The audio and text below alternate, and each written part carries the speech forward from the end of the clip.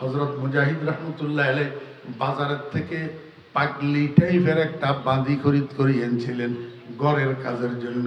পাগলি টাইপের বাঁধি দেখতে পাগলের মতো লাগে। একটা কাচ্চা ঘরের মধ্যে এক পাশে বেড়ার এক পাশে পার্টিশনের এক পাশে হযরত মুজাহিদ রহমতুল্লাহ আলাইহি থাকে, আর এক পাশে পাগলি বাঁধি এটা থাকে। কিছুদিন যাওয়ার পরে রাত্রের গভীরে হযরত মুজাহিদ রহমতুল্লাহ আলাইহির ঘুম ভাঙি গেছে একটা আওয়াজে। কিসের আওয়াজ? বেড়ার ওই পার্শ্বের থেকে আওয়াজ আসতেছে। পাগলি বাঁধি আল্লাহর দরবারে বসি বসি মুনাজাত দরি কান্দে আর দোয়া করে, ইয়া আল্লাহ তুমি যে আমারে মহব্বত করো কোনো সন্দেহ নাই। মাওলায়ে কারীম তোমার মহব্বতের কসম দিয়া তোমার কাছে জীবনের গুনাহগুলো মাপ চাইতে আসি। দয়া করি তুমি যে আমারে মহব্বত করো সেই মহব্বতের উসিলায় আমার গুনাহগুলো মাফ করে দাও। কান্দে পাগলি বাঁধি মুনাজাত দরি, কি সুন্দর দোয়া করতেছে। কিন্তু হযরত মুজাহিদ রহমতুল্লাহ আলাইহির কাছে সুন্দর লাগে নাই। উনি দিছে ডাক, এই বাঁধি এদিকে আয়। মুনিবের ডাক তো তাড়াতাড়ি মুনাজাত শেষ করি পাগলি বাঁধি হযরত মুজাহিদ রহমতুল্লাহ আলাইহির সামনে আসি দাঁড়াইছে। মুজাহিদ রহমতুল্লাহ আলাইহি কয়, এই বাঁধি তুই তো মস্ত বড় বেয়াদব। কয় হুজুর আমার অপরাধ। কয় সারা দুনিয়ার ওলি আব্দুল গাউস কুতুবেরা আল্লাহর কাছে আল্লাহর মোহব্বত ভিক্ষা চায়। मोहब्बत अपना मुझको हुआ खुदा दे, मुझे भी जहाँ में उल्फत के पिला दे। सारा दुनियार ওলি আব্দালরা আল্লাহর কাছে আল্লাহর মহব্বত ভিক্ষা চায়, আয় তুই আল্লাহর কাছে আল্লাহর মহব্বতের কসম দিয়া গুনাহ মাফ চাইতেছিস। ও পাগলি বল, এত কনফার্ম তুই কেমনে বুঝলি যে আল্লাহ তোকে মহব্বত করে? আর সে আজিমের থেকে তোর কাছে চিঠিপত্র এসছে নাকি? পাগলি বাদী মুজাহিদের কয়, ও মুজাহিদ আপনি আমাকে চিনেন না, কিন্তু আমি তো আপনারে ভালো রকম চিনি। আপনি তো উচ্চ মর্যাদা সম্পন্ন একজন মুহাদ্দিস, কিন্তু এখন দেখতেছি আপনার কাছে আল্লাহর হাবিবের একখানা হাদিস পৌঁছে নাই। قال رسول الله صلى الله عليه وسلم إذا أراد الله بعبد خيرا استعمله الله. قالوا كيف استعمله الله يا رسول الله؟ قال يوفقه الله للعمل الصالح قبل الموت. ও বেরা দোস্ত, আমরা বাংলা ভাষাভাষী মানুষ, এই জন্য নবীজির হাদিস পাঠ করলে আমরা বুঝি না, আমাদেরকে অনুবাদ করে দেওয়া লাগে। হযরত মুজাহিদ রহমতুল্লাহ আলাইহি কি বাঙালি ছিলেননি? ওনার সামনে হাদিস বয়ান করলে ওনারে অনুবাদ করে দেওয়া লাগতো নি। পাগলি বাঁধি যখন হাদিস বয়ান করে মুজাহিদের শুনাইছে, মুজাহিদ মনে মনে কয়, ওরে বাপরে বাপ, দেখতে পাগলের মতো লাগে। এখন তো দেখি এমন এক হাদিস আমাকে শুনাইলো, আমি এত বড় মুহাদ্দিস এখনো পর্যন্ত আমার কাছে এই হাদিস পৌঁছে নাই। এটা তো হাদিসে সহিহে মারফুয়ে মুত্তাসিল। পাগলি আমারে হাদিস বয়ান করে শোনায়। হযরত মুজাহিদ রহমতুল্লাহ আলাইহিকে হাদিস বয়ান করার পরে এবার পাগলি হযরত মুজাহিদ রহমতুল্লাহ আলাইহির ভাষায় কয়, ও মুজাহিদ এই হাদিসের মধ্যে নবীজি বলছেন, আল্লাহ কোনো মানুষের বালাই যদি চায়, আল্লাহ কোনো মানুষের কল্যাণ যদি চায়, কোনো মানুষকে যদি আল্লাহ মহব্বত করে, মৃত্যুর আগে আগে ওই মানুষটাকে নেক কাজের তৌফিক দিয়া নেক কাজের মধ্যে আল্লাহ মানুষ এটাকে ব্যবহার করে। পাগলি বাঁধি কয়, ও মুজাহিদ আল্লাহর হাবিবের হাদিস এটা যদি সত্য হয়, আর সত্য যে কোনো সন্দেহ নাই, বলেন না এই গভীর রজনীতে সারা দুনিয়া নীরব নিথর হইয়া রয়েছে, আপনারা সবাই ঘুমে বিভোর, আর আমার মতো পাগলি বাঁধিরে আল্লাহ ঘুম থেকে উঠাইয়া ঠান্ডা পানি দিয়ে ওযু করাইলেন, তাহাজ্জুদের নামাজ পড়াইলেন, এখন আবার আল্লাহর দরবারে বসাইয়া বসাইয়া কাঁদায়। আপনি কি মনে করেন আমি এমনি নিজে নিজে কাঁদি? আমি আল্লাহর দরবারে যখন হাত উঠাইয়া কান্না শুরু করি, গায়েবের থেকে একটা আওয়াজ আমাকে ডাকিয়া ডাকিয়া কয়, খুশনু মায়দ নালায়ে সব হায় তু জওকে হাদা রমজে ইয়া রব হায় তু। ও পাগলি বাঁধি আমার, তুই আমার পাগলি বাঁধি, তুই যত কাঁদস আমার কাছে তত ভালো লাগে। এই জন্য আমি আল্লাহ চাই তোরে আরেকটু কাঁদাই। ও পাগলি তুই আরেকটু কাঁদ, মুনাজাত শেষ করিস না, মুনাজাত ধরি থাক, আর মুনাজাতের মধ্যে আমার কাছে তুই আরেকটু কাঁদ। খুশনু মায়াত নালায়ে সব হায় তু জওকে হাদা রমজে ইয়া রব হায় তু। আমার বেগরা দোস্ত বাপ, হযরত মুজাহিদ রাহমাতুল্লাহ আলাইহি থমকে গেছে। ওরে বাপ রে বাপ, দেখতে পাগলের মতো লাগে। এই পাগলি কয় কি রে? হযরত মুজাহিদ রাহমাতুল্লাহ আলাইহি কয়, পাগলি আমি তো মনে করছিলাম তুই সাধারণ বাদী, এখন দেখি তুই তো সাধারণ না, তুই তো এক অসাধারণ রমণী। আমি তোর থেকে সেবা গ্রহণ করি, তোকে দাসী বানাইয়া মনে হয় ভুল করছি। আজকের এই মুহূর্তে তোরে আমি স্বাধীন করিয়া দিলাম, মুক্ত করিয়া দিলাম। দাসত্বের জীবন তোকে আর কাটাইতে হবে না, তবে একটা শর্ত আছে, তুই মুক্ত জীবনে অন্য কোথাও যেতে পারবি না, বাকি হায়াত আমার এখানে কাটাইতে হবে। আমি এতদিন পর্যন্ত তোর থেকে সেবা গ্রহণ করি, যে অন্যায় করছি সেটার প্রায়শ্চিত্ত করব, বাকি জীবন তুই বাঁধের সেবা করিয়া করিয়া।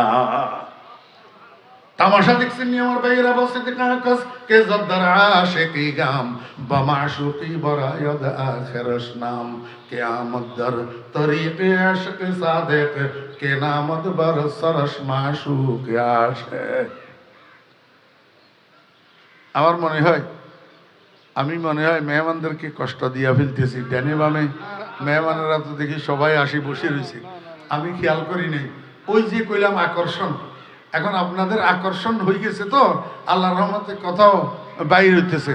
আমার ভাই মাওলানা শওকত সাহেব দামাত বরকাতুম মুহাদ্দিস নানুপুর বাইদিয়া মাদ্রাসা, উনিও আসি দেখতেছি তোর সে বানছেন। এই জন্য কথা আর বাড়াইলাম না। মোট আমার আজকের পুরাটা আলোচনার খোলাসা দুইটা জিনিস, একটা হলো তাহাজ্জুদের নামাজ, আর একটা জিকরুল্লাহ। আরেকটা কি? জিকরুল্লাহ। জিকরুল্লাহর মধ্যে জবানি জিকিরের যত ইবাদত আছে সর্বোত্তম জিকির হলো লা ইলাহা ইল্লাল্লাহ। এই জন্য মুসলমান ভাইরা তাহাজ্জুদের নামাজটা পড়ার জন্য চেষ্টা করবেন, আর উঠকে বৈঠকে চলায় ফেরায় যত বেশি পারেন লা ইলাহা ইল্লাল্লাহ, লা ইলাহা ইল্লাল্লাহ, লা ইলাহা ইল্লাল্লাহু মুহাম্মাদুর রাসূলুল্লাহ সাল্লাল্লাহু আলাইহি ওয়াসাল্লাম। বুঝা গেল আল্লাহ পাক আমাদেরকে বানাইছেন আল্লাহ পাকের ইবাদত করার জন্য। তো এই ইবাদতের মধ্যে একটা ইবাদত হলো ফরজ, আর একটা ইবাদত হলো নফল। ফরজ মানি যেটা কম্পালসারি করতেই হবে, কর্তব্য। আর নফল মানি বাড়তি, যেটা কর্তব্য না, অপশনাল। মনে চাইলে করলেন, মনে না চাইলে না করলেন, করলে পুরস্কার, না করলে শাস্তি নেই। কিন্তু ফরজ এটা করলে পুরস্কার, না করলে শাস্তি। এটা কম্পালসারি কর্তব্যনীয়, করতেই হবে। এবার বুঝি থাকলে আপনারা একটু আমাকে বলেন, কোনটার গুরুত্ব বেশি, ফরজের না নফলের? কোনটার? আর কথা ওনারা বুঝতে লিখবেন না। ফরজের গুরুত্ব বেশি না নফলের গুরুত্ব বেশি? ফরজের গুরুত্ব বেশি। মগর একখান মজার কথা হইয়ে যে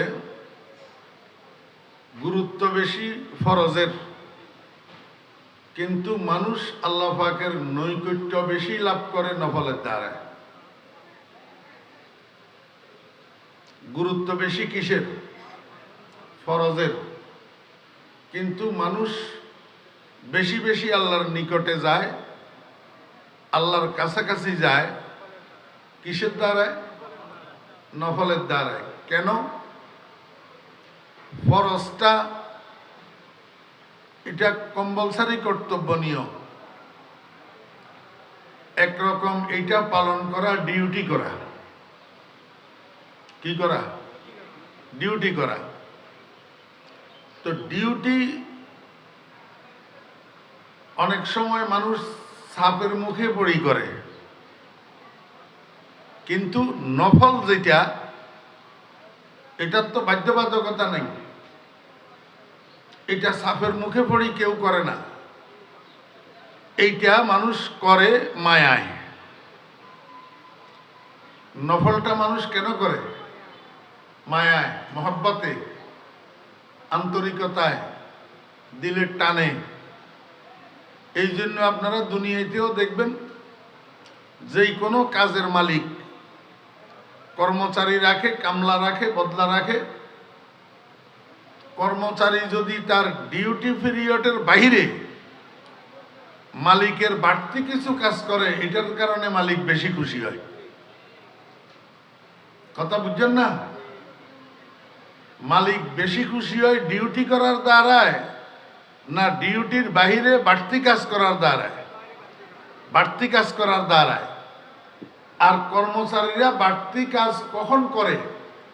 যখন মালিকের অন্তর থেকে ভালো জানে। মালিকের আচার ব্যবহারে কর্মচারী যদি মালিকের উপরে অসন্তুষ্ট থাকে, তখন কর্মচারী বাড়তি কাজ করা তো দূরের কথা, ডিউটিতেও ফাঁকি দেয়। ওনারা তো কেন হাত তুমি বেশি ক্লান্ত বাংলা।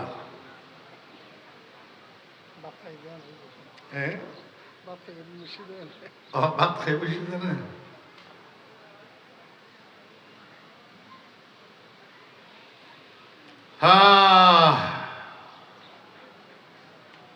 এই জন্য আল্লাহ সুবহানাহু ওয়া তাআলা হাদিসে কুদসির মধ্যে বলছেন, ইন্নাল আবদা লা ইয়াতাকাররাবু ইলাইয়া বিন নওয়াফিল।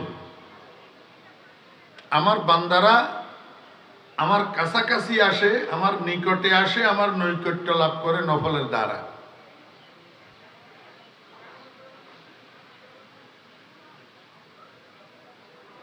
যত ফরজ আছে সর্বোত্তম ফরজ হইল 5 ওয়াক্ত নামাজ। 5 ওয়াক্ত নামাজ। আর যত নফল আছে সমস্ত নফলের মধ্যে সর্বোত্তম নফল হইল তাহাজ্জুদের নামাজ। সর্বোত্তম নফল কি? তাহাজ্জুদের নামাজ। এটা গেল জিসমানি ইবাদত, শারীরিক ইবাদত, ফরজ আর নফল।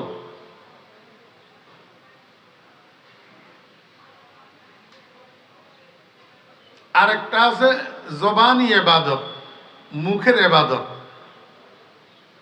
এই মুখের ইবাদতের মধ্যেও দুইটা ইবাদত আছে, একটা ফরজ একটা নফল। মুখের যত ইবাদত আছে এর মধ্যে ফরজ ইবাদত হলো নামাজের মধ্যে কোরআন শরীফ তেলাওয়াত করা, কেরাত পড়া। নামাজের কেরাত বুঝে থাকলে বলুন তো, নামাজের কেরাতটা ফরজ না নফল? জি, ব্যাগুনে জানেন না ওনারা? কেন জানিবেন? নামাজের ভিতরে এবং বাহিরে কয় ফরজ?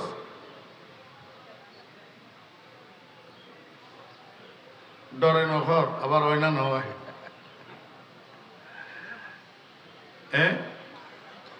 সাহস করে হন না চাই। নামাজের বাইরে ভিতরে কয় ফরজ? যেটারা জানে ইতারা এখন ব্যাগুনে হয়ে ফেলে, আর ন হয় যে তারা ন জানে যে তারা হয় না। ন জানিলে খুব হইব। নামাজের বাহিরে এবং ভিতরে কয় ফরজ? বাহিরে কয় ফরজ? ন জানে। নামাজের বাহিরে কয় ফরজ? 7 ফরজ। ভিতরে কয় ফরজ? 6 ফরজ। ভিতরে নামাজের মধ্যে ওয়াজিব কয়টা? এলা না জানে। নামাজের মধ্যে ওয়াজিব কয়টা? 14টা। নামাজের মধ্যে ওয়াজিব কয়টা? আচ্ছা, বুঝে থাকলে বলুন, শিক্ষিত অশিক্ষিত ধনী গরিব সর্বপ্রকারের মুসলমানের উপরে নামাজ ফরজ কিনা? যত মানুষের উপরে নামাজ ফরজ, তত মানুষের জন্য নামাজের ভিতরে বাইরে কয় ফরজ এটা জানাও ফরজ।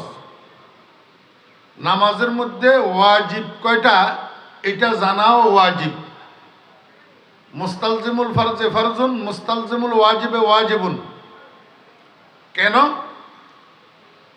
নামাজের ভিতরে এমন কতগুলা ভুল আছে যেই ভুলগুলা নামাজের মধ্যে হইলে সেজদায়ে সহু করা ওয়াজিব। সোহসাইজদা আপনাদের লাম্বুরহাটে দিয়ে সোহসাইজদা আসেনি না নাই? নাই মনে হয়। অনারা একটা সোহসাইজদা নাই। সোহসাইজদা ইবা খালি জমাতে নামাজ পড়িলে ইমামের না না একিলা নামাজ পড়িলেও সোহসাইজদা আছে। তো আর মধ্যে অনেক মানুষ আছে যে সারা জীবন নামাজ পড়ে অজ্ঞা সোহসাইজদা কোনোদিন না দেয়। এল্লা মানুষ নাই কেয়া? এবার কি নামাজের মধ্যে সোহসাইজদা ওয়াজিব নয় তো নখাদের পুরা জীবনের ভিতর অজ্ঞা সোহসাইজদা তো না দে, তাহলে বুঝা যাচ্ছে আসলে এবার নামাজের মধ্যে সোহসাইজদা ওয়াজিব আছে ইল্লাবুল অর মগর হইল্লাবুলে সোহসাইজদা ওয়াজিব ই নিবে না জানে। বুঝছেন না? সোহসাইজদা কিল্লে ওয়াজিব ইন না জানে। এখন সোহসাইজদা কিল্লে ওয়াজিব হয় ইন জানিবেল্লাই নামাজের ফরজ বুতরে বুতরে নামাজের বুতরে ফরজ কোয়ান কি কি আর নামাজের বুতরে ওয়াজিব কোয়ান কি কি ইন জানন পড়িব। ন জানিলে জীবনভর নমাজ পড়িব হইত্যেত্য নহরান দিয়ে সোহসাইজদা ওয়াজিব হইয়া কি হল্লাই সোহসাইজদা ওয়াজিবানোর লগে নামাজের ভিতরের ফরজ আর ওয়াজিবের লগে সম্পর্ক আছে। হইলা সম্পর্ক পাঁচ কারণে সেজদায় সহ ওয়াজিব হয়। কথা কইতাম চাইলাম যে একদিকে নিজার গই আরেক দিকে যে জরুরি তো ইতার লেখ না কইতাম। পাঁচ কারণে সেজদায় সহ ওয়াজিব হয়। কয় কারণ? পাঁচ কারণ। তকদিমে ফরজ, তাখিরে ফরজ, তকদিমে ওয়াজিব, তাখিরে ওয়াজিব, তরকে ওয়াজিব। খোয়ান ইয়ে পাঁচ কান। তকদিমে ফরজ, তাখিরে ফরজ, তকদিমে ওয়াজিব, তাখিরে ওয়াজিব, তরকে ওয়াজিব। নামাজের ফরজ যিকিন আছে ইগিনেরে আপন জাগাতুন অগ্রিম আদায় করে ফেলাইলে অথবা আপন জাগাতুন ফিসাই আদায় করলে, নামাজের ওয়াজিব যিকিন আছে ইগিনেরে আপন জাগাতুন অগ্রিম আদায় করলে অথবা আপন জাগাতুন ফিচ্ছা আদায় করলে, আর নামাজের ওয়াজিব যিকিন আছে এগিনেরে ছাড়ি দিলে। হয় কারণ হইল পাঁচ কারণ। ফরজেরে অ্যাডভান্স আদায় করলে, ফরজেরে ডিলে করলে, ওয়াজিবের অ্যাডভান্স আদায় করলে, ওয়াজিবের ডিলে করলে, ওয়াজিব তরক করলে ছাড়ি দিলে, এই পাঁচ কারণে সোহসাইজদা ওয়াজিব হয়। তাহলে সোহসাইজদা ওয়াজিবানোর লগে নামাজের ফরজিকিন জাননের লগে আর ওয়াজিবিকিন জাননের লগে সম্পর্ক আছে না নাই? আছে। জিবাই নামাজের বুতরের ফরজ কি কি নজানে, নামাজের বুতর ওয়াজিব কি কি নজানে, ইবাই জীবনেও প্রত্যেক নসাইজাইছেও কিনলে ওয়াজিবর। আমি ওনারার একটা মেসাল দিই, তার বাদে কথা শেষ।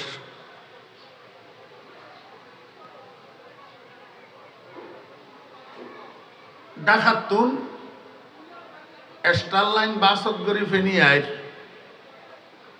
রাস্তা আসর নজ পরিবের লাই গাড়ি তেমনি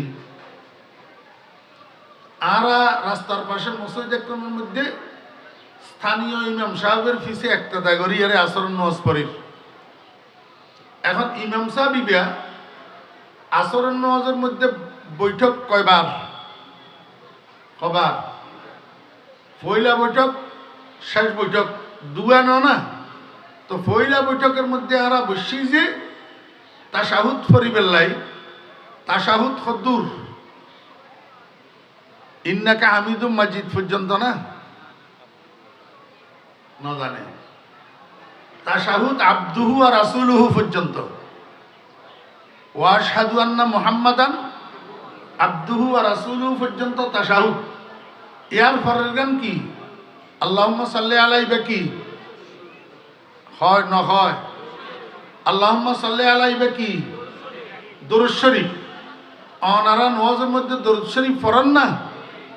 নহয় আই ফরি না আই নওয়াজের মধ্যে দরুদ শরীফ ফরি যে মানুষ আর যদি কেউ অপবাদ দে আই রসুলের দুশ্মন বলে দরুদ ন ফরি তাহলে খতাইবা হাসা হইব না মিছে হইব মিছা নহইব আই নামাজি না বেনামাজি এখন জোর নওয়াজ ফরি আসছি না ন ফরি আসছি তাহলে নওয়াজের মধ্যে দরুদ শরীফ আছে তো আছে যে আই দরুদ শরীফ ন ফরিন না তো কেউ যদি হয় ফরিদুদ্দিন আল মোবারক ওয়াবি রসুলের দুশ্মন দরুদ ন ফরে খতাইবা কাট্টা মিছা ন না তা আল্লাহ আল্লাহ দোনোজন আল্লাহ কেয়ামতের ময়দানে আল্লাহ পাকের আদালত আছে না নাই তো মিশতা কই আরে দুনিয়ার ভিতরে না তুমি ফারফাই যাওয়ার গই কেয়ামতের দিন ফারফাই পারিবে না আল্লাহর আদালতের জবাব দিতে পারিবে না মিশা কথা ইবা সাব্যস্ত করিতে পারিবে না আয় ওনারা বুঝে ফেললে চাইলাম যে আব্দুহু আর রাসূলুহু পর্যন্ত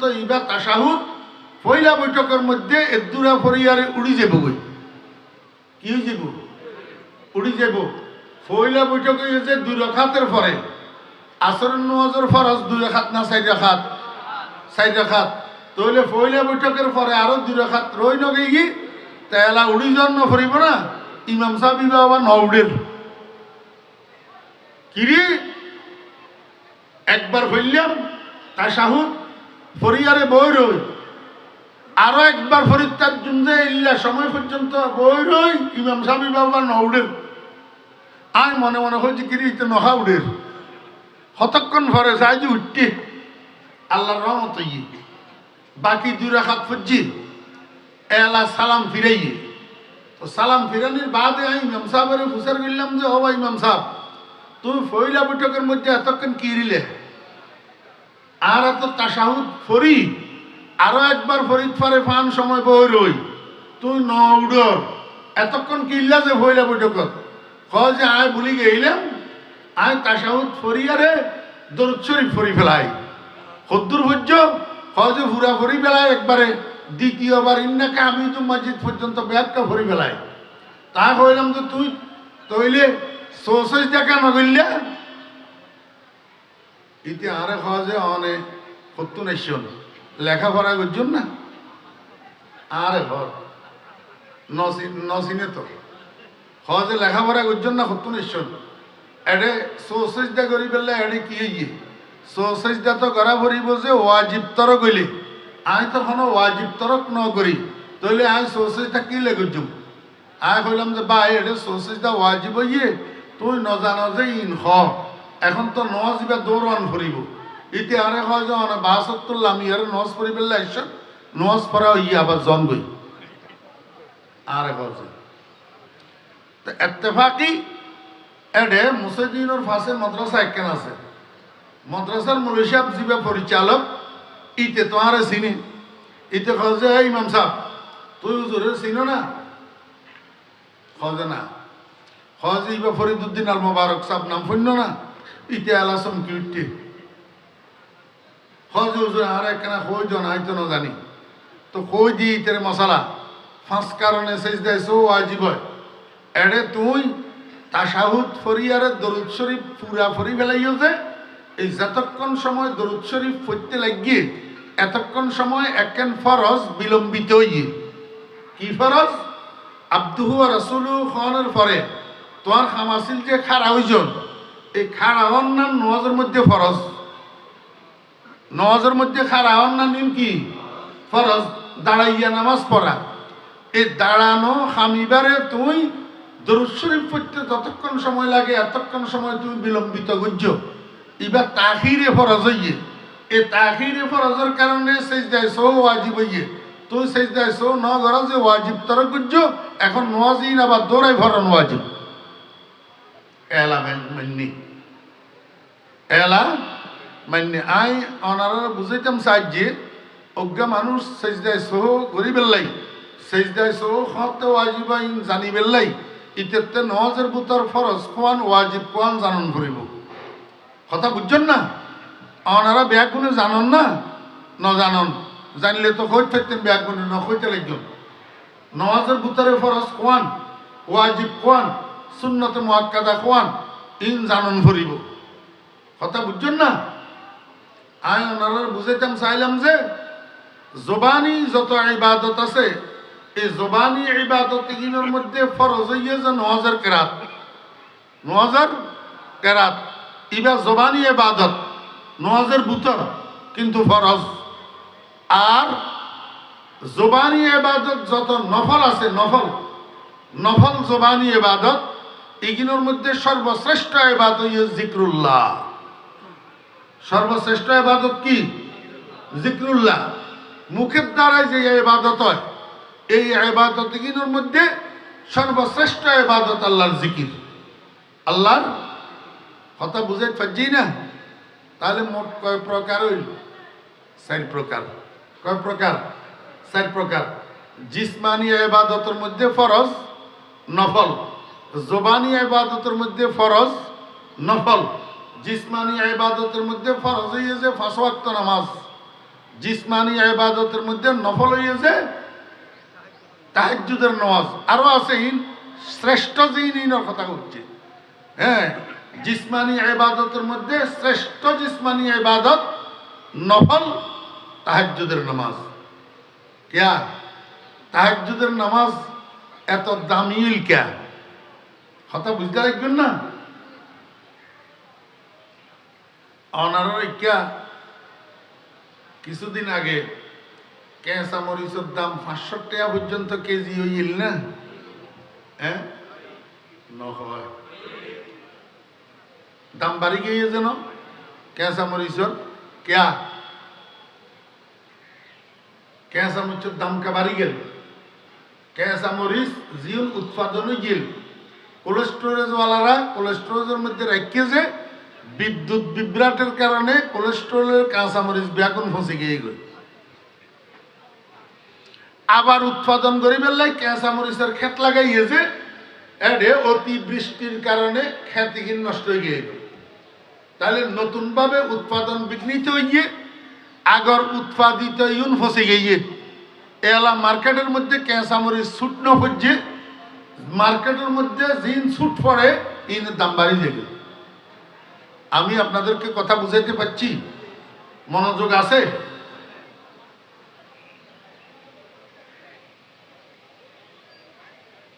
জরুরি কথা মনোযোগ সহকারে শুনতে হবে।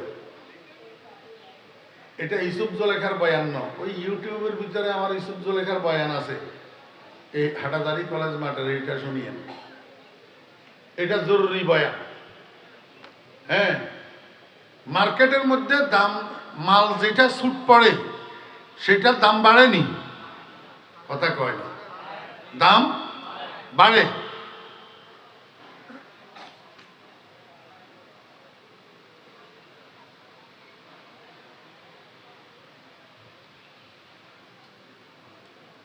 মার্কেটে যেই মালের দাম বাড়ে এই মাল যেই সদাগরের গুদামে থাকে সদাগর এটাও দামি হয়ে যায়। বুঝেন নাই মনে হয়? মার্কেটে মাল যেটা ছুট পড়ে মাল এটার দাম বাড়ে, এই দাম বাড়া মাল যেই সদাগরের গুদামে থাকে সদাগর এটাও কি হয়ে যায়? দামি হয়ে যায়। কারণ কি? সে তো রাতে রাতে কোটিপতি হয়ে যায়। কথা বুঝেন নাই? তাহলে মার্কেটে মাল যেটা ছুট পড়ে এটার দাম বাড়ে, এই দাম বাড়া মাল যার স্টকে থাকে সেও দামি হয়ে যায়। কথা বুঝছেন না বুঝেন নাই?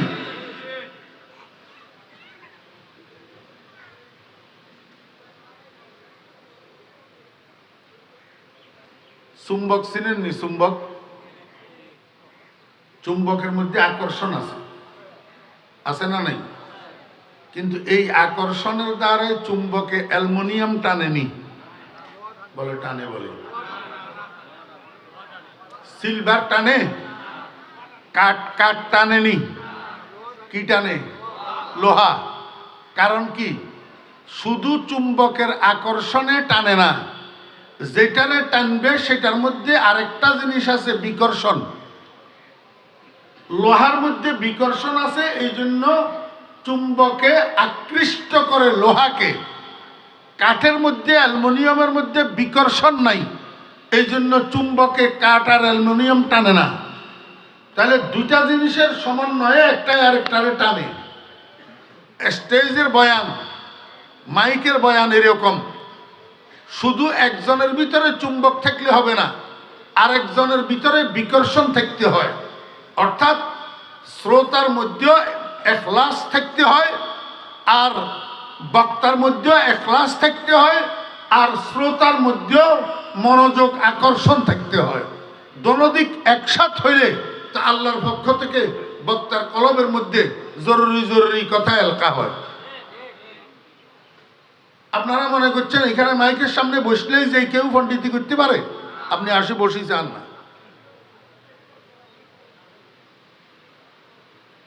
বক্তার মুখের থেকে কথা বাইর হয় যখন শ্রোতাদের কলবে কথা টানে।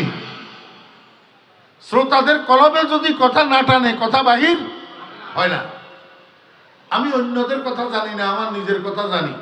আমার সামনের শ্রোতাদের মনোযোগ 100 যতক্ষণ আকৃষ্ট না হবে ততক্ষণ পর্যন্ত আমার মুখের থেকে অনর্গল কথা বাইর হয় না। আমি এইভাবে বলতে থাকি, অনর্গল কথা বাইর হবে না। যখন আমি দেখব আমার শ্রোতারা 100 আমার দিকে মতবাজ্জু, এখন আল্লাহর তরফ থেকে কথা বাইর হইতে থাকে। আমি বাতাসের দিকে তাকাই কথা বলি না তো, আপনাদের দিকে তাকাই, আপনাদের জরুরত অনুসারে কথা বলি। এই জন্য বারবার জিজ্ঞাসা করি মনোযোগ আছে কিনা। বারবার বলি কথা বলেন না কেন? কেন বলি? এই কারণে। কথা বুঝতেছেন? মার্কেটের মধ্যে মাল যেটার সুট পড়ে এটার কি দাম বাড়ে। এই দাম বাড়া মাল যেই সদাগরের স্টকে থাকে, সদাগর এটারও দাম বাড়ে যায়। ঠিক নেই? এইবার বুঝেন, আজকের ফজরের আজান থেকে রাত্রের 12টা পর্যন্ত আল্লাহ পাকের ইবাদতের মার্কেট গরম। আমার বেরা দোস্ত আবাব, আজকের ফজরের আজান থেকে রাত্রের 12টা পর্যন্ত কোনো না কোনো মানুষ কোনো না কোনো ভাবে কোনো না কোনো ইবাদতের মধ্যে লিপ্ত থাকে। কেউ নামাজ পড়তেছে, কেউ রোজা রাখতেছে, কেউ কোরআন তেলাওয়াত করতেছে, কেউ জিকির করতেছে, কেউ দরুদ শরীফ পড়তেছে। আল্লাহ পাকের ইবাদতের মার্কেট গরম। কিন্তু রাত্রের 12টা থেকে সেহরির শেষ সময় পর্যন্ত, ফজরের আজান পর্যন্ত, এই সময়টা আল্লাহ পাকের ইবাদতের মার্কেট ঠান্ডা হইয়া থাকে। সারা দুনিয়ার মানুষ ঘুমে বিভোর হইয়া থাকে। সারা দুনিয়ায় ঠান্ডা নীরব নিস্তব্ধ হইয়া থাকে। আল্লাহ পাকের ইবাদতের মার্কেটটা ঠান্ডা হইয়া থাকে। আল্লাহ কয়, বান্দা, মার্কেট সুট মালের যেরকম দাম বাড়ে, এই ইবাদতের মার্কেট ঠান্ডা অবস্থায় আমার কোনো বান্দা যদি ইবাদতের সাথে লাগে, আমি মার্কেট সুট মালওয়ালার যেরকম দাম বাড়াই, মার্কেট সুট অবস্থায় ইবাদত গুজারের দাম বাড়াই দিই। বুঝে থাকলে আমার একটু বলুন, তাহাজ্জুদের নামাজটা কোন সময় পড়া হয়? যখন ইবাদতের মার্কেট গরম। হ্যাঁ, এখন কথা বুঝতেছেন? কথা বুঝলে মুখের থেকে উত্তর বাইর হয়। তাহাজ্জুদের নামাজ কোন সময় পড়া হয়? শেষ রাতে। তখন ইবাদতের মার্কেট গরম না ঠান্ডা? ইবাদতের মার্কেটে বিপুল পরিমাণে ইবাদত আছে না মার্কেট সুট? আল্লাহ পাক রব্বুল আলামিন আল্লাহর হাবিব জনাব রাসূলুল্লাহ সাল্লাল্লাহু আলাইহি ওয়াসাল্লামকে বলেন, ওয়া মিনাল লাইলি ফাতাহাজ্জাত বিহি নাফিলাতাল লাক আসা আন ইয়াবআসাকা রাব্বুকা মাকামাম মাহমুদা।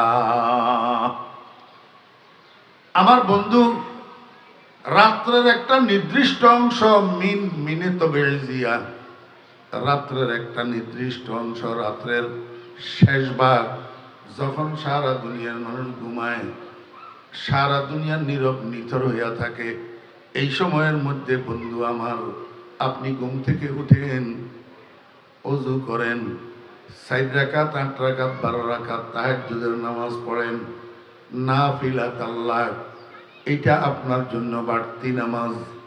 আমার বেরা দোস্ত আহবাব, তাহাজ্জুদের নামাজ উম্মতের জন্য সুন্নত, কিন্তু নবীজির জন্য ছিল ওয়াজিব। তাহাজ্জুদের নামাজ রাসূলের জন্য কি ছিল? ওয়াজিব। কেমনে সাবিত হইল? ওয়া মিনাল লাইলি ফাতাহাজ্জাত, ওলামায়ে কেরাম বুঝবেন আরবি গ্রামার। এই ফাতাহাজ্জাত সিগায়ে ওয়াহিদ মুযাক্কারে হাজির, বস আমরে হাজির মারুফ, আল আমরু লিল ওয়াজুব। রাসূল আকরাম সাল্লাল্লাহু আলাইহি ওয়াসাল্লামকে আল্লাহ পাক হুকুম করছেন তাহাজ্জুদের নামাজের জন্য, উম্মতকে হুকুম করেন নাই, নবীজিকে হুকুম করছেন। এই জন্য নবীজির জন্য তাহাজ্জুদের নামাজ ওয়াজিব। আপনারা প্রশ্ন করতে পারেন, হুজুর আল্লাহ পাক তো নিজেই শেষে দিয়ে বললেন নাফিলাত আল্লাহ, যদি তাহাজ্জুদ আমরের দ্বারা ওয়াজিব সাবেত হয় তাহলে নাফিলাত আল্লাহ যাবে কোথায়? এখন তো আগের কথা আর পরের কথার মধ্যে সংঘর্ষ হইতেছে। মুফাসসিরিন ইকরাম রাহিমাহুল্লাহ বলেন, ও দুনিয়ার মানুষেরা, নাফিলাত আল্লাহ মানি ফেকার ইসতিলাহি নফল না, বরং নাফিলাত আল্লাহ মানি আল্লাহ বুঝাইতে চাইতেছে, বন্ধু 5 ওয়াক্ত নামাজ আপনার জন্য কম্পালসারি নামাজ, 5 ওয়াক্ত নামাজ।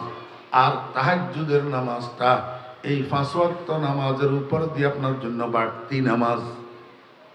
এটা কি? নফল শব্দের অর্থ হলো বাড়তি। নফল শব্দের অর্থ কি? বাড়তি। এটা আপনার জন্য বাড়তি নামাজ, কিন্তু ওয়াজিব। কিন্তু কি? আল্লাহ পাক রব্বুল আলামিন কয়, বন্ধু এই তাহাজ্জুদের নামাজ যদি আপনি আদায় করেন আমি আপনাকে পুরস্কার দেব। কি পুরস্কার দেব? আসা আন ইয়াবআসাকা রাব্বুকা মাকামাম মাহমুদা। বন্ধু অতি নিকটবর্তী সময়ে, অর্থাৎ কিয়ামতের ময়দানে আমি আপনাকে একটা সম্মানের আসন দান করব, মর্যাদার আসন দান করব, একটা সম্মানের পদ দান করব, যেটা আপনি ছাড়া আপনার পূর্ববর্তী 1.25 লক্ষ নবী রাসূলের মধ্যে আর কেউ এই মর্যাদার আসন পাবে না। এটা কোন মকাম, কোন আসন? আল্লাহ পাক রব্বুল আলামিন কবেন, উম্মত এটা হলো আমার বন্ধুর জন্য মকামে শাফাআতে কুবরা।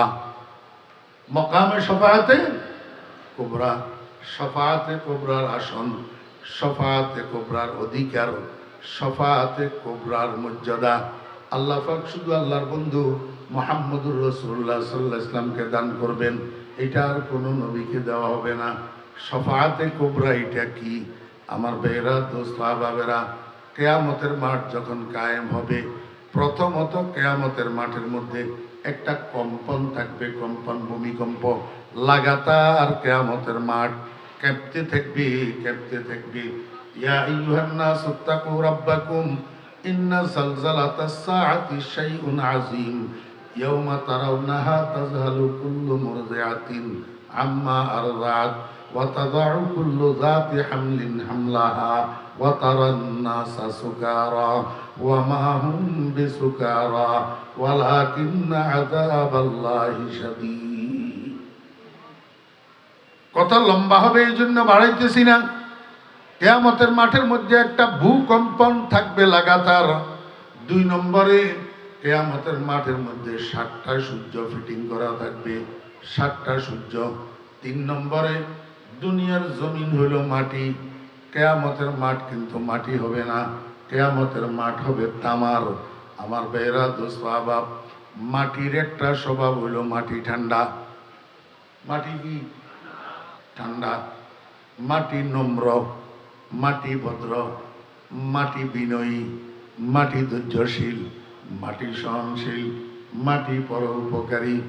আল্লাহর বানানো 4 মূল ধাতুর মধ্যে একমাত্র মূল ধাতু পরোপকারী হইল মাটি। আর বাকি 3টা মূল ধাতু মানুষের ক্ষতি করে। আগুনেও মানুষের ক্ষতি করে, পানিও মানুষের ক্ষতি করে, বাতাসেও মানুষের ক্ষতি করে। আগুন যেখানে লাগে সেখানে জ্বালাইয়া ছাই বানাইয়া দে, বাতাস যেখান দিয়ে উড়ে সেখান দিয়ে সব কিছুরে উড়াইয়া লন্ডভন্ড করিয়া দে, পানি যেখান দিয়ে স্রোতে প্রবাহিত হয় দামি দামি জিনিসপত্রগুলা বাসাইয়া বঙ্গোপসাগরে নিয়ে যায়। আগুনেও মানুষের ক্ষতি করে, পানিও মানুষের ক্ষতি করে, বাতাসেও মানুষের ক্ষতি করে, কিন্তু একমাত্র ধাতু মাটি মানুষের ক্ষতি করে না। আমার ভাইয়েরা, দোস্ত আহবাব, মাটির মধ্যে গর্ত বানাইয়া মানুষ পায়খানা প্রস্রাবখানা বানায়। মাটির বুক চিরিয়া পাতালের থেকে মানুষ পানি উঠাইয়া খায়। মাটির বুক চিরিয়া মাটির মধ্যে রহিত যত খনিজ সম্পদ আছে সব কিছু মানুষ বাইর করে মাটির বুক চিরিয়া। মাটির ভিতরে মানুষ ফসল ফলাদি ফলায়, ক্ষেত কৃষি করে, খাদ্য দ্রব্যগুলা উৎপাদন করে। ও বেরা দোস্ত আবাব, সর্বোপরি পায়ের মধ্যে জুতা লাগাইয়া গোটা পৃথিবীর মাটির উপরে মানুষ পদদলিত করিয়া বেড়ায়, মাটিকে পদদলিত করে। কিন্তু কোনো কাজে কোনো সময় মাটি উহু করে না, মাটি প্রতিবাদ করে না, মাটি বাধা দেয় না। মাটি কয় দুনিয়ার মানুষেরা আমারে আল্লাহ বানাইছে তোমাদের উপকার করার জন্য, আমারে আল্লাহ বানাইছে তোমাদের থেকে কষ্ট পাইয়া ধৈর্য ধরার জন্য, সহ্য করার জন্য। এই জন্য আমার পক্ষ থেকে তোমরা কোনোভাবে ক্ষতিগ্রস্ত হইবা না। আমার যুবক ভাইয়েরা, ও যুবক ভাইয়েরা, তরুণ ভাইয়েরা, মুসলমান ভাইয়েরা, সমাজপতি ভাইয়েরা, রাজনীতি করো যে আমার ছোট ভাইয়েরা, আমি তোমাদেরকে একটু বলবো, মাটি দিয়া তোমাকে আমাকে কেন বানাইলো? আগুন দিয়া কেন বানাইলো না? পানি দিয়া কেন বানাইলো না? বাতাস দিয়া কেন বানাইলো না? মাটির মতো ধৈর্যশীল হওয়ার জন্য, মাটির মতো সহনশীল হওয়ার জন্য, মাটির মতো নম্র হওয়ার জন্য, মাটির মতো ভদ্র হওয়ার জন্য, মাটির মতো পরোপকারী হওয়ার জন্য। কিন্তু এখন তো আমি দেখি তোমার চাল চলনের দিকে তাকাইলে, তোমার আচার ব্যবহারের দিকে তাকাইলে, তোমার কথাবার্তার দিকে তাকাইলে শুধু আগুন জ্বরে আগুন। তুমি আগুনের মতো লাফালাফি করো, বাতাসের মতো উড়াউড়ি করো, পানির মতো প্রবাহিত হইতে চাও। তুমি মাটির স্বভাব অবলম্বন করতে রাজি নাই।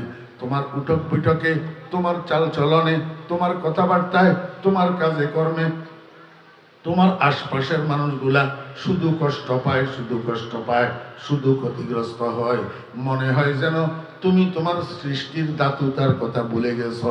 এই জন্য তোমার আব্বাকে যখন দাফন করতে যাইবা, তোমার মাকে যখন দাফন করতে যাইবা, তোমার ভাইকে দাফন করতে যাইবা, তোমার আত্মীয়কে দাফন করতে যাইবা, তোমার নেতারে দাফন করতে যাইবা, কবরে মাটি দেওয়ার সময় তোমার জীবনের ইতিহাসটা সেখান থেকে একটু স্মরণ করিয়া আসো। মিনহা খালাকনাকুম ওয়া ফিহা নুঈদুকুম ওয়া মিনহা নুখরিজুকুম তারাতান উখরা। দোয়াটাও তো মুসলমান শুদ্ধ করে জানে না। আখেরি জামানার মুসলমান প্লাস্টিকের আমের মতো কবর জিয়ারতের দোয়াটা শুদ্ধ করে মুখস্থ জানে না, মুর্দাকে কবরে নামানোর দোয়াটা শুদ্ধ করে মুখস্থ জানে না, কবরে মাটি দেওয়ার দোয়াটা শুদ্ধ করে মুখস্থ জানে না, জানাজার নামাজের দোয়াটা শুদ্ধ করে মুখস্থ জানে না।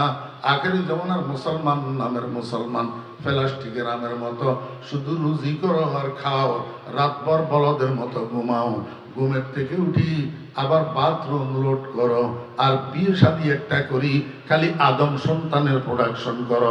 এটার বাইরে মুসলমান আর কিছু বুঝতে তৈয়ার না,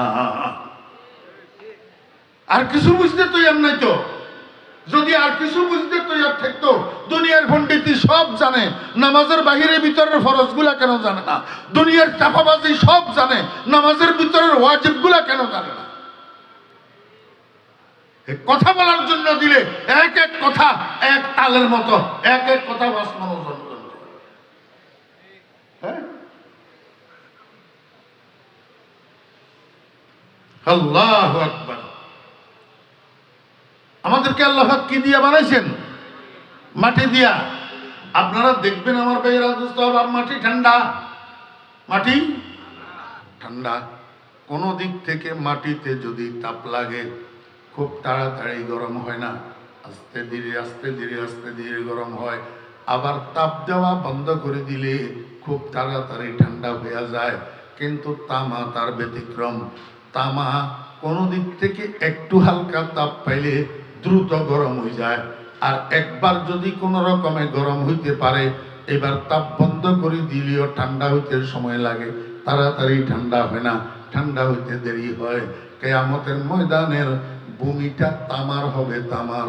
আমার ভাইয়েরা, দোস্ত আবাব, 1 নম্বর তো তামার জমিন, 2 নম্বর তো সাত সূর্যের তাপ, 3 নম্বর কিয়ামতের ময়দানের কম্পন, ভূমিকম্প। তিনোটা মিলিয়া কিয়ামতের ময়দানের মানুষেরা কিয়ামতের ময়দানের মধ্যে পাগলের মতো ছুটাছুটি করবে। তাদের দিকে তাকাইতে হবে, মনে হয় যেন তারা মদ খাইয়া মাতাল হইছে। আল্লাহ কখন দা কিয়ামতের মাঠে মদ কোথার থেকে আসবে, মাতাল কেমনে হবে, মদ তৎ কিছু না, আমার কঠিন আযাব আমার বান্দারা বরদাস্ত করতে পারবে না। আযাব বরদাস্ত করতে না পারিয়া তারা কিয়ামতের ময়দানে মাতালের মতো ছুটাছুটি করবে। ওয়ামা হুম বিসুকারা ওয়ালাকিন্না আযাবাল্লাহি শাদীদ। এলা আরেকখানা সিটাঙ্গা ভাষা খাওয়া পড়ে অনার বুঝে ফেললাই শুদ্ধ ভাষা ব্যাগুনে যদি ন বুঝি মুরব্বী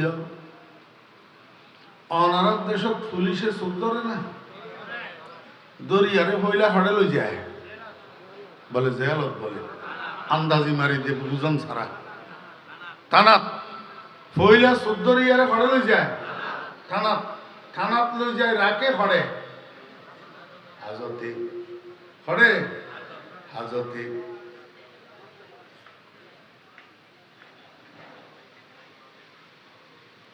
ইতারা গিল্লারে বেজে বুঝিল হিন্দি আইজন স্টেজন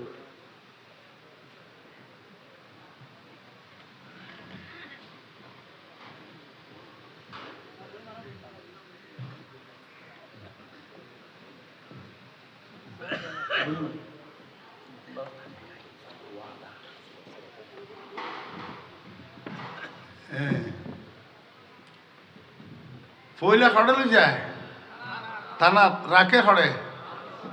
হাজত কি দুইয়ান জিনিস, থানা হাজত দুইয়ান জিনিস প্রসিদ্ধ। একে নই যে মশার খড়ি, আর একে নই যে পেশাবের গন্ধ, হয় না? অনারা আরে পবিত্রারণ দেবজুর অনেক গেলেন না, ন যাই অবদ্ধা ওই নিজে হাজত, থানা হাজতের ভিতর এক নম্বরে যে পেশাবের গন্ধ, দুই নম্বর কি মশার খড়ি। এডে কেন পুলিশেরা হাজতের ভিতর মশা খুদুন ফালে পাল্লার আসামি হলরে খড়াই বেল্লাই। এই দুইজন তো আছে লাগাতার, পেশাবের গন্ধ আর মশার খড়ি। আবার পুলিশ অজ্ঞা কতক্ষণ পরে ডান্ডা অজ্ঞা লইয়ারে আই ফিডে শুরু করে, ফুসার ঘরে খসনা পুল্লগে আর কোনো আছিল বাজি আয়তো কন্য পারি আর লগে আর কেউ আছিল। এবার ইবা ফিডিয়ারে কতক্ষণ যাই গই, আবার 15-20 মিনিট পরে আর অজ্ঞা ইয়ে ডান্ডা লই ইতি আর কতক্ষণ ফিডে। এবার ইবা যাই গই আধা ঘন্টা পরে আর একজন আইয়ারে ফিডে, কতক্ষণ পরে ওসিয়ে আই হজে তোরা দ্বারে হইতো না হাঁটতে দে, তোরা মুখ খোলাইতে ফেরতি না হাঁটতে দে। এবারে ওসি কতক্ষণ ফিডে, ওসির ফিডা খাই সরাইয়া খজ ওসি সাপ আর এডে আজতের ভিতর রায়ার নির্যাতন নগর্য, আরে তুই সালান করে দেও, আরে খোড়ে তোলো। বিচারে বাড়িত গেলেও গেলাম, জেলখানাত গেলেও গেলাম, জিজ্ঞাও হিক্কা রাজি, মগর থানা হাজত বই বই মশার খড়ি খাইবেল্লাই, পেশাবের গন্ধ খাইবেল্লাই, তুই ওসির আর পুলিশের ফিডা খাইবেল্লাই। আই আর রাজি ন, আর তার বরদাস্ত নর, আর খোড়ত তোল গই, আর বিচারই যোগ গই। কথা বুঝছেন না? কেয়ামতের ময়দানের মানুষেরা যখন কেয়ামতের ময়দানের বিভীষিকাময় গরম, বিভীষিকাময় শাস্তি বরদাস্ত করতে পারবে না, গোটা কেয়ামতের ময়দানের মানুষেরা একসাথ হইয়া যাবে হজরত আদম আলাইহিস ইসলামের কাছে। আদম আলাইহিস ইসলামের কাছে যায় বলবে, আব্বা যান আপনি তো আমাদের আদি পিতা, এই কেয়ামতের ময়দানের যে করুণ অবস্থা এইটা আর বরদাস্ত করা যায় না। এক তো সোজা হইয়া দাঁড়াইতে পারি না, খালি ডুলে, খালি ডুলে কম্পন্ত।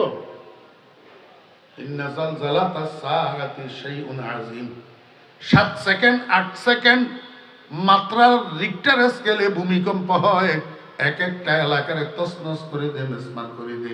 আর কিয়ামতের ময়দানে এমন ভূমিকম্প লাগাতার থাকবে, কোথাও দাঁড়ানোর সুযোগ নাই। যেখানে দাঁড়াইতে যায় সেখানে খালি কাঁপে, যেখানে দাঁড়াইতে যায় সেখানে খালি ডুলে। এবার সামনের দিকে দৌড়ায়, কয়েক 100 মাইল দৌড়ানোর পরে আবার একটু দাঁড়াইতে চায়, সেখানেও খালি ডুলে, খালি কাঁপে, দাঁড়াইতে পারে না। এখন আদম আলাইহিস ইসলামের কাছে যাইয়া কিয়ামতের ময়দানের অধিবাসীরা কয়, আব্বা কিয়ামতের ময়দানের এই শাস্তি আর বরদাস্ত করা যায় না, আল্লাহর কাছে এখানে সুপারিশ করেন, হিসাব নিকাশটা শুরু হইয়া যাক। হিসাবে নিকাশে জান্নাতি হইলেও হইলাম, জাহান্নামি হইলেও হইলাম, এক জায়গায় চলে যাই। কিয়ামতের ময়দানের কষ্ট আর বরদাস্ত হয় না। আল্লাহর কাছে একটু সুপারিশ করেন, হিসাব নিকাশটা শুরু করি দেখ। আদম আলাইহিস সালাম কয়, আব্বা তোমরা আমার সন্তান, এই কথা ঠিক, কিন্তু যেই কাজের জন্য তোমরা আমার কাছে এসছো, লাস্তু হুনাক, আমি সেই কাজের উপযুক্ত না। রব্বুল আলামিন এখন জব্বারিয়তের মধ্যে আছে, কাহারিয়তের মধ্যে আছে। মহারাগে রাগান্বিত অবস্থায় রব্বুল আলামিনের সামনে মুখ খোলার মতো সাহস আমি আদমের নাই, আমি পারবো না। বরং তোরা একটা কাজ করো, আদমে সানি তোমাদের দ্বিতীয় আদি পিতা নূহ আলাইহিস সালামের কাছে যাও। কিয়ামতের ময়দানের মানুষেরা নূহ আলাইহিস সালামের কাছে যাবে। নূহ আলাইহিস সালাম বলবে, আমার দ্বারাই হবে না, তোমরা খলিলুল্লাহ ইব্রাহিমের কাছে যাও। ইব্রাহিম আলাইহিস সালামের কাছে যাবে। ইব্রাহিম আলাইহিস সালাম একই উত্তর দিবে, আমার দ্বারাই হবে না, তোমরা কলিমুল্লাহ মূসার কাছে যাও। মূসা আলাইহিস সালামের কাছে যাবে। মূসা আলাইহিস সালাম একই উত্তর দিবে, আমার দ্বারাই হবে না, তোমরা রূহুল্লাহ ঈসার কাছে যাও। কিয়ামতের ময়দানের মানুষেরা ঈসা আলাইহিস সালামের কাছে যাবে। ঈসা আলাইহিস সালাম বলবে, ও বনি আদম, তোমরা পাগল হইয়া গেছো নাকি?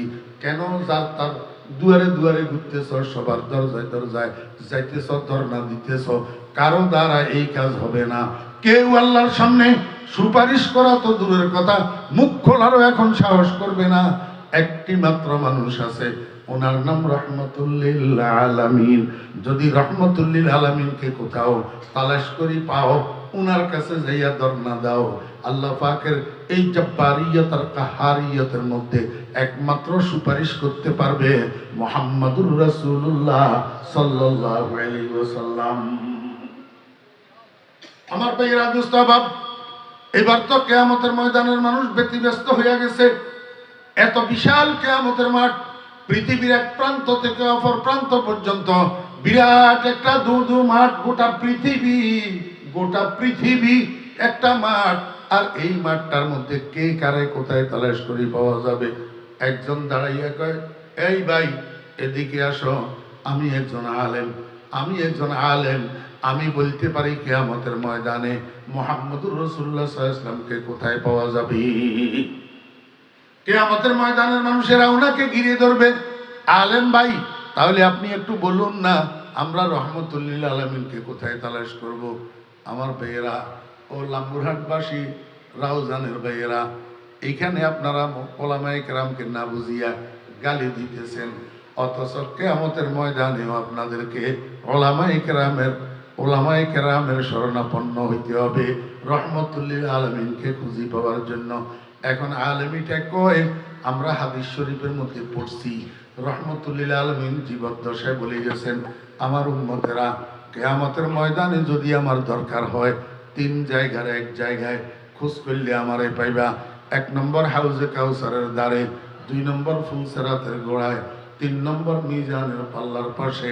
এই 3 জায়গার এক জায়গায় খোঁজ করলে আমাকে পাওয়া যাবে। এই শুরু হইল দৌড়াদৌড়ি। কিয়ামতের ময়দানের মানুষেরা রহমতুল লিল আলামিনের তালাশে। একবার গেল হাউজে কাউসারের দ্বারে, রহমতুল লিল আলামিন নাই।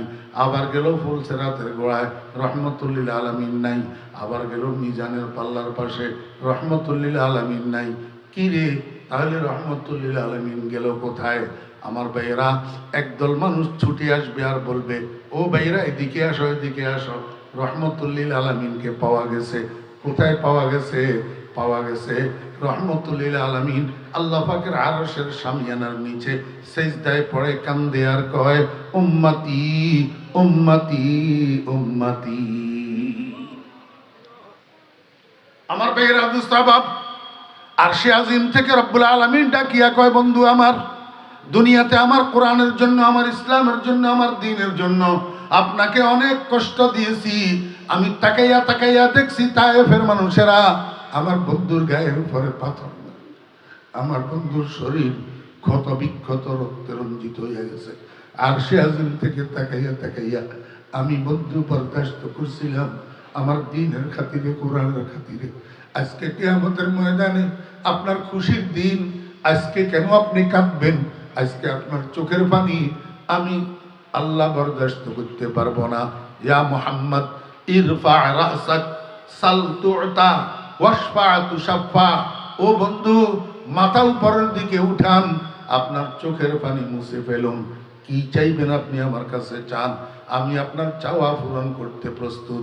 কার জন্য সুপারিশ করবেন সুপারিশ করুন, আপনার সুপারিশ গ্রহণ করার জন্য আমি প্রস্তুত।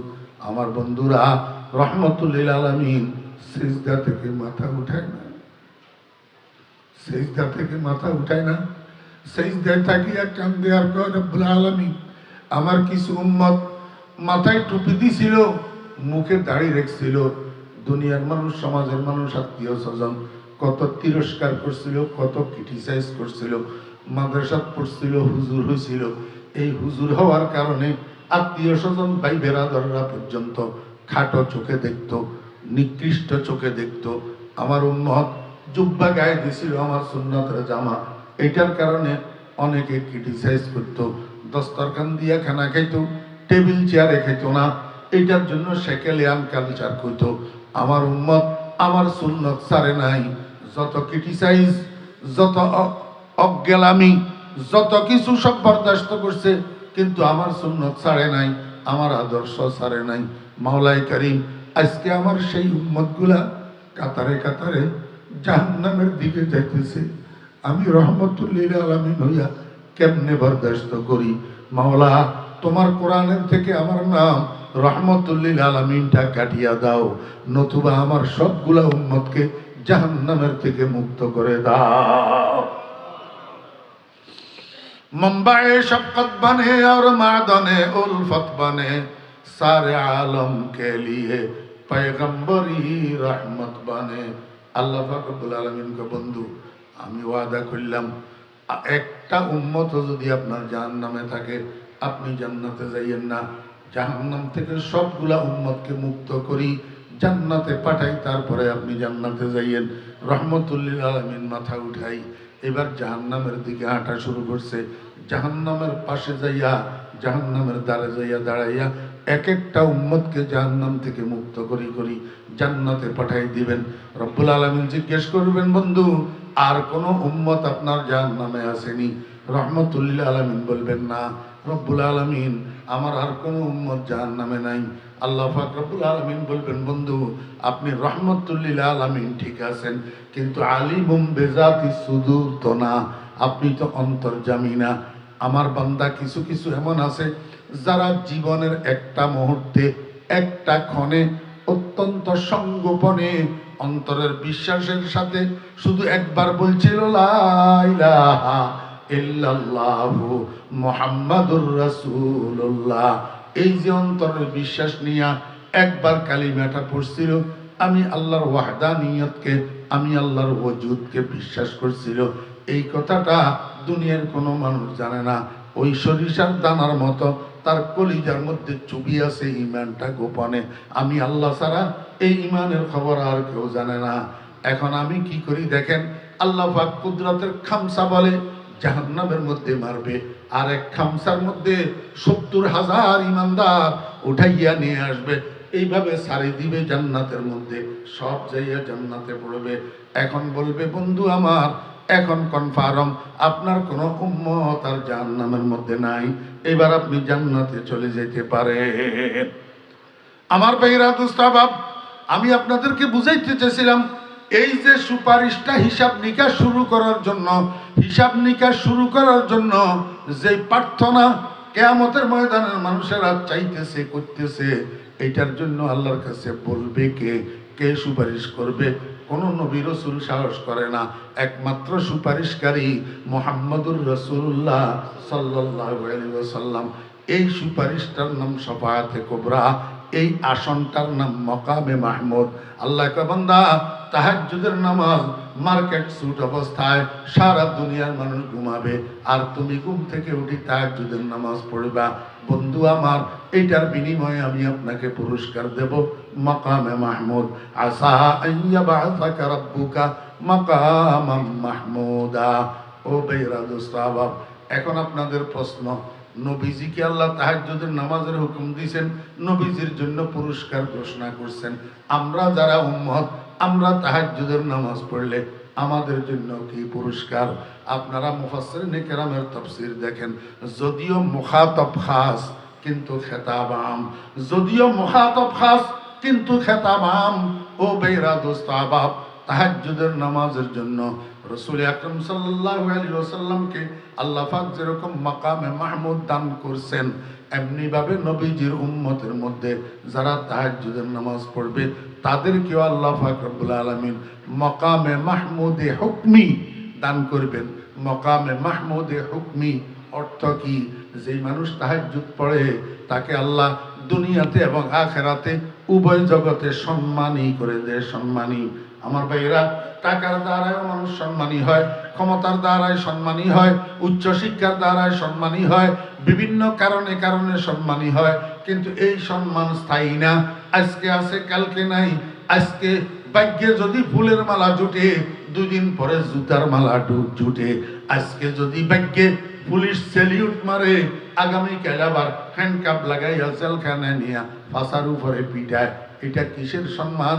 তাহাজ্জুদের নামাজের দ্বারা মানুষ যে সম্মানী হয়, এটা জীবদ্দশায়ও সম্মানী, মরণের পরেও সম্মানী। আমার ভাইয়েরা, দোস্ত আবাব, কোন সময় 1961 সালে পটিয়ার মুফতি সাহেব হুজুর রহমতুল্লাহ আলাইহি ইন্তেকাল করছেন। আজকে কত বছর, এখনো পর্যন্ত দুনিয়ার মানুষ মুফতি সাহেব হুজুরের নামটা পর্যন্ত মুখে নেয় না। আউ আজিজুল হক নামটা পর্যন্ত মুখে নেয় না। কয় মুফতি সাহেব হুজুর রহমতুল্লাহ আলাইহি, মুফতি সাহেব হুজুর রহমতুল্লাহ আলাইহি, নানুপুরি হুজুর রহমতুল্লাহ আলাইহি। আমার ভাইয়েরা, দোস্ত আহবাব, এই সম্মানটা কিসের? এই সম্মানটা তাহাজ্জুদের নামাজের বিনিময়। এই জন্য রাসূল আকরাম সাল্লাল্লাহু আলাইহি ওয়াসাল্লাম হযরত আব্দুল্লাহ ইবনে মাসউদ রাদিয়াল্লাহু আনহুকে বলেন, ও আব্দুল্লাহ ইবনে মাসউদ, লা তাকুন মিসলা ফুলানিন কানা ইয়াকুমু মিনাল লাইলি ফাতারাকা কিয়ামাল লাইল। ওই মানুষটার মতো হইও না যেই মানুষটা একসময় তাহাজ্জুদের নামাজ পড়তো, এখন অলসতার দরুন, নফসানিয়তের দরুন তাহাজ্জুদের নামাজটা ছাড়ি দিয়েছে। এরকম হইও না, বরং লাগাতার মৃত্যু পর্যন্ত তাহাজ্জুদের নামাজটাকে তুমি তোমার জন্য কম্পালসারি করে নাও। আলাইকুম বিকিয়ামিল লাইল ফাইন্নাহা মাগফিরাতুল লিসসাইয়্যাতি ওয়া মানহাতুন আনিল ইসম, ফাইন্নাহা মাগফিরাতুল লিসসাইয়্যাতি ওয়া মানহাতুন আনিল ইসম। আমার উম্মতেরা, তোমরা তাহাজ্জুদের নামাজকে নিজের জন্য কম্পালসারি করে নাও। ফাইন্নাহা দাআবুস সালিহিনা ক্বাবলাকুম, তোমাদের আগে এই দুনিয়ার মধ্যে যত মানুষ নেককার হইছে, যত মানুষ আল্লাহর ওলি হইছে, যত মানুষ কুতুব হইছে, যত মানুষ গাউস হইছে, যত মানুষ আবদাল হইছে, যত মানুষ আল্লাহর নৈকট্য লাভ করছে, সবার স্বভাব হলো তাহাজ্জুদের নামাজ। সবার স্বভাব হলো তাহাজ্জুদের নামাজ। সারা দুনিয়ার ভিতরে সবচেয়ে দামি মানুষ সাহাবায়ে কেরাম রিদওয়ানুল্লাহি তাআলা আলাইহিম আজমাইন, নবীজির সাহাবীগণ।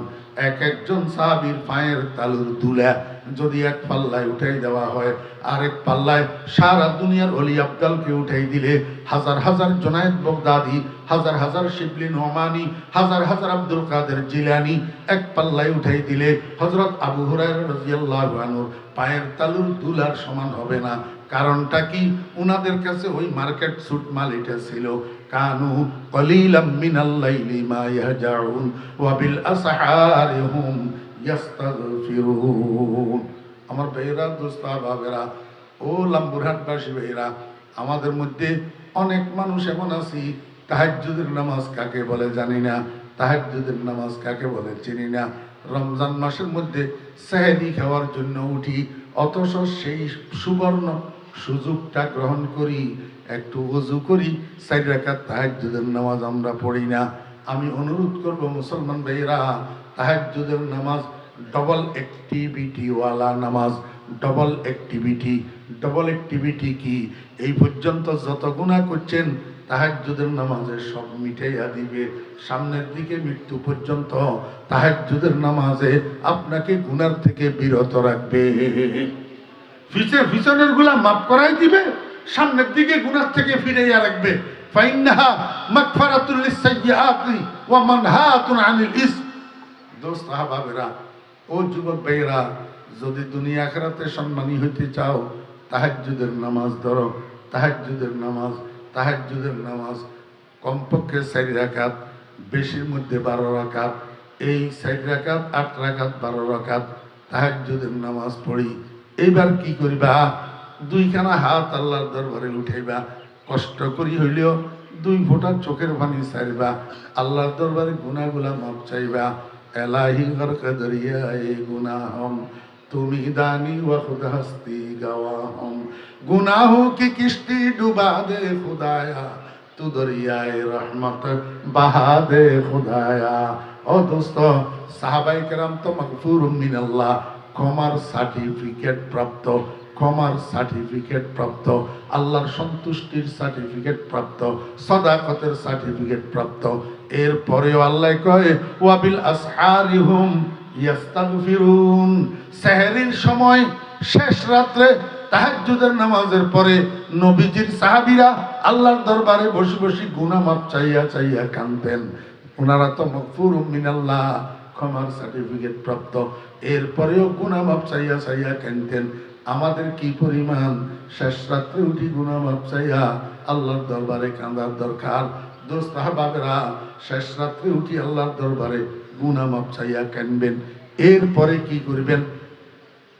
এরপরে আল্লাহ পাকের সাথে একটু নিরিবিলিতে, গোপনে, নিরিবিলিতে, অতীব গভীর হয় রজনী যখন, অতীব গভীর হয় রজনী যখন, নীরবে প্রভুর নাম জপিও তখন। এই তাহাজ্জুদের নামাজের পরে গোপনে বসে বসে আল্লাহর সাথে প্রেম আলাপ শুরু করবেন। লা ইলাহা ইল্লাল্লাহ, লা ইলাহা ইল্লাল্লাহ, লা ইলাহা ইল্লাল্লাহু মুহাম্মাদুর রাসূলুল্লাহ। হযরত মুজাহিদ রাহমাতুল্লাহ আলাইহি একজন জলিলুল কদর তাবেঈ, আব্দুল্লাহ ইবনে মাসউদ রাদিয়াল্লাহু আনহুর শাগরিদ, জলিলুল কদর মুহাদ্দিস। বুখারী শরীফের মধ্যে হযরত মুজাহিদ রাহমাতুল্লাহ আলাইহির বর্ণনায় অনেক হাদিস বর্ণিত আছে। হযরত মুজাহিদ রাহমাতুল্লাহ আলাইহি বাজারের থেকে পাগলি টাইপের একটা বাঁধি খরিদ করে এনেছিলেন ঘরের কাজের জন্য। পাগলি টাইপের বাঁধি দেখতে পাগলের মতো লাগে। একটা কাচ্চা ঘরের মধ্যে এক পাশে বেড়ার এক পাশে, পার্টিশনের এক পাশে হযরত মুজাহিদ রহমতুল্লাহ আলাইহি থাকে, আর এক পাশে পাগলি বাঁধি এটা থাকে। কিছুদিন যাওয়ার পরে রাত্রের গভীরে হযরত মুজাহিদ রহমতুল্লাহ আলাইহির ঘুম ভাঙি গেছে একটা আওয়াজে। কিসের আওয়াজ? বেড়ার ওই পাশের থেকে আওয়াজ আসতেছে। পাগলি বাঁধি আল্লাহ দরবারে বসি বসি মুনাজাত দরি কান্দে আর দোয়া করে, আল্লাহ তুমি যে আমারে মহব্বত করো কোনো সন্দেহ নাই। মাওলায়ে কারীম, তোমার মহব্বতের কসম দিয়া তোমার কাছে জীবনের গুনাহগুলো মাপ চাইতে আসি। দয়া করি তুমি যে আমারে মহব্বত করো সেই মহব্বতের উসিলায় আমার গুনাহগুলো মাফ করে দাও। কান্দে পাগলি বাঁধি মুনাজাত দরি, কি সুন্দর দোয়া করতেছে। কিন্তু হযরত মুজাহিদ রহমতুল্লাহ আলাইহির কাছে সুন্দর লাগে নাই। উনি দিছে ডাক, এই বাঁধি এদিকে আয়। মুনিবের ডাক তো তাড়াতাড়ি মুনাজাত শেষ করি। পাগলি বাঁধি হযরত মুজাহিদ রহমতুল্লাহ আলাইহির সামনে আসি দাঁড়াইছে। মুজাহিদ রহমতুল্লাহ আলাইহি কয়, এই বাঁধি তুই তো মস্ত বড় বেয়াদব। কয় হুজুর আমার অপরাধ। কয় সারা দুনিয়ার ওলি আব্দুল গাউস কুতুবেরা আল্লাহর কাছে আল্লাহর মোহাব্বত ভিক্ষা চায়, মোহাব্বত আপনা মুঝকো হুয়া খোদা দে।